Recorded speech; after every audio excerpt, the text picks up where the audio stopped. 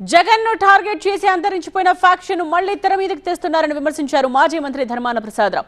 Faction రాజకీయాల్లో జగన్ ఆరితేరారని, గొడ్డలి పార్టీకి తన పర భేదాలు ఉండవన్నారు మంత్రి బీసీ జనార్దన్ రెడ్డి. ఇద్దరి మధ్య జరిగిన డైలాగ్ వర్చుద్దాం.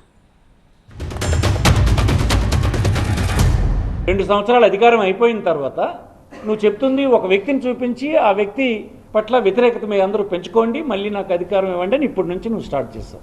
ఇటలీకి చెందిన శాస్త్రజ్ఞుడు ఏదైతే చెప్పాడో మాకియావెల్లి ఇతని పేరు 1513లోనే చెప్పాడు. అతను చెప్పినట్టుగా నువ్వు స్ట్రాటజీని మార్చేస్తావు. ఆ స్ట్రాటజీని ఉపయోగిస్తున్నావు నువ్వు. ఈ స్ట్రాటజీలో రోజు అతను వాళ్ళ కుటుంబం ఎలాంటిది, రాయలసీమ ఎలాంటిది, ఇదంతా రక్తం, గొడ్డలి, కత్తి, బాకులు, హత్యలు అంటున్నాడు. నిజానికి ఇప్పుడు అది ఉందా? రాయలసీమ ప్రాంతంలో అది ఎప్పుడో ముగిసిపోయిన అధ్యాయం. అది అంతరించిపోయిన ఫ్యాక్షనిజాన్ని మళ్ళీ మీరు 20 సంవత్సరాల తర్వాత జ్ఞాపకం చేస్తున్నారు. ముమ్మాటికి ఇది గొడ్డలి పార్టీ ప్రజలు గొడ్డలి పార్టీని దగ్గరికి కూడా రానియరు. ఎందుకంటే ఆ గొడ్డలి ఎవరి మీద వేటు పడుతుందో తెలియదు. గొడ్డలికి ఎవరి మీద ప్రేమ ఉండదు. తన పరాపరాని ఎవరున్నారు.